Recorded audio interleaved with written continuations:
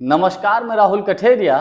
कैसे उत्तर प्रदेश के मुख्यमंत्री योगी आदित्यनाथ जी के एक निर्णय से प्रधानमंत्री मोदी जी और गृह मंत्री अमित शाह जी चारों खाने चित्त हो गए।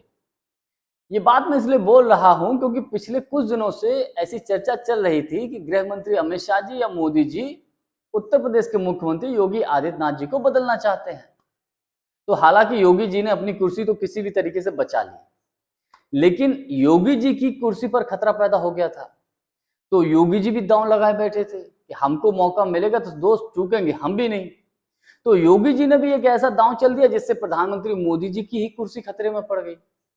योगी जी ने क्या किया, चूंकि कांवड़ यात्रा निकलने वाली है, तो उत्तराखंड के हरिद्वार से कांवड़ यात्रा शुरू होगी और पश्चिमी उत्तर प्रदेश के जिलों से गुजरेगी। तो योगी जी ने जिन पश्चिम उत्तर प्रदेश के जिलों से कांवड़ यात्रा गुजरेगी, वहां पर दुकानदारों के लिए, होटल और ढाबे वालों के लिए, रेहड़ी पटरी वालों के लिए ये आदेश कर दिया कि सभी दुकानदार अपनी दुकान के आगे अपना नाम लिखेंगे।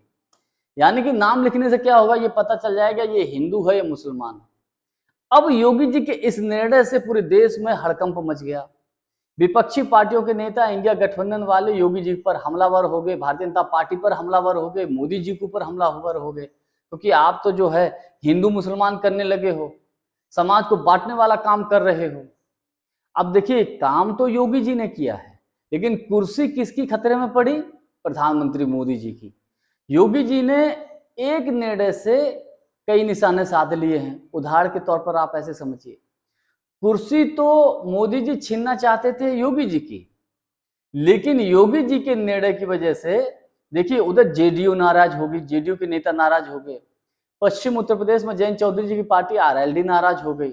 चंद्रबाबू नायडू जी जो मोदी सरकार को समर्थन दिए हुए हैं, आंध्र प्रदेश में वो खुलेआम मुस्लिम समाज के लिए कई हितकारी योजना चलाते हैं।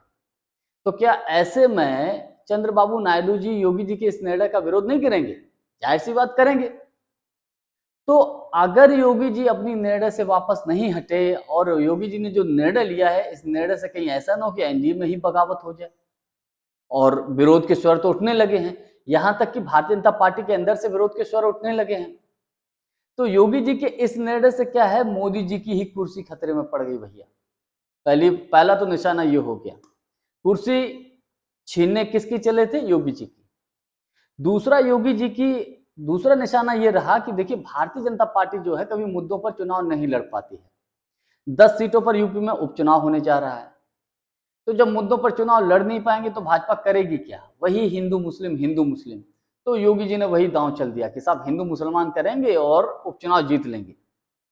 लेकिन मैं ये कहता हूं कि देश इस प्रकार की राजनीति को बिल्कुल पसंद नहीं करता है। देश में लोग भाईचारे से रहना चाहते हैं, शांति से रहना चाहते हैं, नफरत के बाजार में मोहब्बत की दुकान खोलना चाहते हैं। भारतीय जनता पार्टी जो तरीका अपनाना चाहती है चुनाव को जीतने के लिए, लोग सिरे से इस राजनीति को अब खारिज कर रहे हैं। इसका सबसे बड़ा उदाहरण 2024 का लोकसभा का चुनाव है। हालांकि योगी जी ने एक निर्णय से प्रधानमंत्री मोदी जी की कुर्सी को ही हिला के रख दिया है। जानकारी हमारी आपको कैसी लगी, कमेंट्स करके हमको जरूर बताएं। आज के लिए बस इतना ही। बहुत बहुत धन्यवाद। नमस्कार।